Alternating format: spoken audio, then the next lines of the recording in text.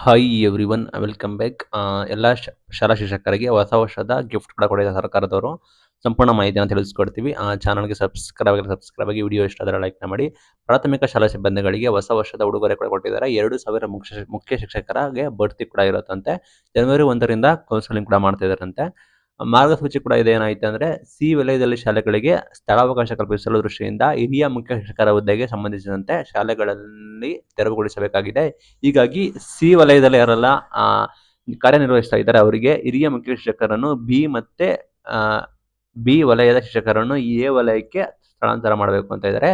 C ವಲಯದ ಶಿಕ್ಷಕರನ್ನ B ಮಾಡ್ತಾರಂತೆ, B ವಲಯದ ಶಿಕ್ಷಕರನ್ನ ಎ ವಲಯಕ್ಕೆ ಸ್ಥಳಾಂತರ ಮಾಡ್ತಾರಂತೆ. ವರ್ಗಾವಣೆಯಲ್ಲಿ ಹಿರಿಯ ಮುಖ್ಯ ಶಿಕ್ಷಕರಿಗೆ ಆದ್ಯತೆ ನೀಡುವ ಜೊತೆಗೆ 250ಕ್ಕೂ ಹೆಚ್ಚು ದಾಖಲಾತಿ ಇರುವ ಶಾಲೆಗಳನ್ನ ಇವರ ಬಡ್ತಿಯನ್ನು ಪರಿಗಣಿಸಬೇಕು. ಅಂದ್ರೆ ಹಿರಿಯ ಶಿಕ್ಷಕರನ್ನ ಆದ್ಯತೆ ತೆಗೆದುಕೊಳ್ತಾರೆ. ಮತ್ತೆ ಹೆಚ್ಚು ಅಡ್ಮಿಷನ್ಸ್ ಎಲ್ಲಿದೆ 250ಕ್ಕಿಂತ ಹೆಚ್ಚು ಅಡ್ಮಿಷನ್ಸ್ ಇರೋದನ್ನ ಕನ್ಸಿಡರ್ ಮಾಡ್ತಾರೆ.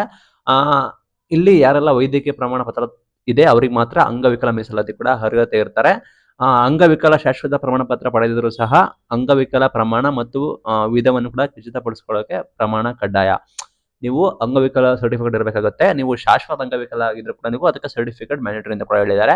ಪ್ರಸ್ತುತ ಜಾರಿಯಲ್ಲಿರುವ 100 ಬಿಂದುಗಳ ರೋಸ್ಟರ್ ಗೊತ್ತಲ್ಲದಂತೆ ಮೀಸಲಾತಿ ಬಿಂದುವನ್ನು ಗುರುತಿಸಿ ಜಿಲ್ಲಾ ಹಂತದಲ್ಲಿ ಬಡ್ತಿ ಕೌನ್ಸಿಲಿಂಗಿಗೆ ಜ್ಯೇಷ್ಠತಾ ಪಟ್ಟಿ ಕೂಡ ಸಿದ್ಧಪಡಿಸ್ತೀವಿ ಅಂತ ಕೂಡ ಹೇಳಿದ್ದಾರೆ. ಜಿಲ್ಲಾ ಮಟ್ಟದಲ್ಲಿ ನಿಮಗೆ ಜ್ಯೇಷ್ಠತಾ ಪಟ್ಟಿ ಕೂಡ ಬಿಡುಗಡೆ ಕೂಡ ಮಾಡ್ತಾರೆ. ಬಂದ್ಬಿಟ್ಟು ಸರ್ಕಾರಿ ಪ್ರಾಥಮಿಕ ಶಾಲೆಗಳು ಆಯ್ತಾ, ಅದು ಬಂದ್ಬಿಟ್ಟು ಜನವರಿ 1ರಿಂದ ಏಕಕಾಲಕ್ಕೆ ಕೌನ್ಸಿಲಿಂಗ್ ನಡೆಸೋದಕ್ಕೆ ಶಾಲಾ ಶಿಕ್ಷಣ ಮತ್ತು ಸಾಕ್ಷರತಾ ಇಲಾಖೆ ಬಂದ್ಬಿಟ್ಟು ಆದೇಶ ಕೂಡ ಹೊರಡಿಸಿದೆ.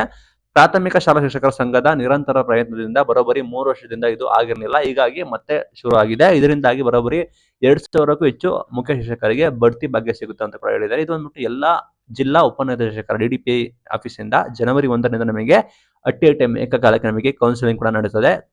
ಜನವರಿ 1ರಂದು ಜಿಲ್ಲೆಯಲ್ಲಿ ಮುಖ್ಯ ಶಿಕ್ಷಕರ ಮತ್ತೆ ಹಿರಿಯ ಶಿಕ್ಷಕರ ತಾತ್ಕಾಲಿಕ ಜ್ಯೇಷ್ಠತಾ ಪಟ್ಟಿ ಕೂಡ ಪ್ರಕಟ ಮಾಡಬೇಕಾಗುತ್ತೆ. ತಾತ್ಕಾಲಿಕ ಪಟ್ಟಿ ಕೂಡ ಅನೌನ್ಸ್ಮೆಂಟ್ ಕೂಡ ಮಾಡಬೇಕು. ಅದು ಬಂದ್ಬಿಟ್ಟು ಜನವರಿ 1 ಅಲ್ಲಿ. ನಂತರ ಜನವರಿ 2ರಿಂದ ಜಿಲ್ಲೆಯಲ್ಲಿ ಲಭ್ಯ ಇರುವ ABC ವಲಯದ ಬಗ್ಗೆ ಮುಖ್ಯ ಶಿಕ್ಷಕರಿಗೆ ಖಾಲಿ ಹುದ್ದೆಯನ್ನು ಹೇಳಬೇಕು. ಲೈಕ್ ಈ ಹುದ್ದೆ ಎ ವಲಯದಲ್ಲಿದೆ, ಈ ಹುದ್ದೆ ಬಿ ವಲಯದಲ್ಲಿದೆ, ಈ ಹುದ್ದೆ ಸಿ ವಲಯದಲ್ಲಿದೆ ಅಂತ ಹೇಳಿ ಅವರಿಗೆ ಮಾಹಿತಿಯನ್ನು ನೀಡಬೇಕಾಗುತ್ತೆ. ಬಡ್ತಿ ನೀಡಿ ಸಿ ವಲಯದ ಶಾಲೆಗಳಿಗೆ ನಿಯೋಜಿಸಬೇಕಿರುವುದರಿಂದ ಅಲ್ಲಿಯ ಶಿಕ್ಷಕರು ಎ ಮತ್ತು ಬಿ ವಲಯಕ್ಕೆ ನಿಯಮಾನುಸಾರ ವರ್ಗಾವಣೆ ಕೂಡ ಆಗಬೇಕು. ಎ ಮತ್ತು ಬಿ ವಲಯಕ್ಕೆ ಸಿ ಇರೋ ನಿಯಮ ರೂಲ್ಸ್ ಪ್ರಕಾರ ನೀವು ವರ್ಗಾವಣೆ ಕೂಡ ಆಗಬೇಕು ಅಂತ ಕೂಡ ಹೇಳಿದ್ದಾರೆ. ಇಲ್ಲಿ ಬಂದ್ಬಿಟ್ಟು ಜನವರಿ 21ರಂದು ನಿಮಗೆ ಎಲಿಜಿಬಲ್ ಇರೋರಿಗೆ ತಾತ್ಕಾಲಿಕ ಪಟ್ಟಿ ಕೂಡ ಅನೌನ್ಸ್ಮೆಂಟ್ ಕೂಡ ಮಾಡ್ತಾರೆ.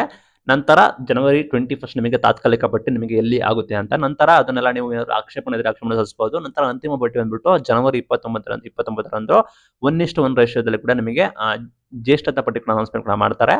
ಜನವರಿ 31ರಂದು ನಿಮಗೆ ಕೌನ್ಸಿಲಿಂಗ್ ಮುಖಾಂತರ ನಿಮಗೆ ಬಡ್ತಿ ಕೂಡ ನೀಡ್ತೀವಿ ಅಂತ ಕೂಡ ಹೇಳಿದ್ದಾರೆ. ಒಟ್ಟಾರೆ ಯಾರೆಲ್ಲ ಶಿಕ್ಷಕರು ಇದ್ದಾರೆ ಹಿರಿಯ ಶಿಕ್ಷಕರು ಅವರಿಗೆ ಗುಡ್ ನ್ಯೂಸ್.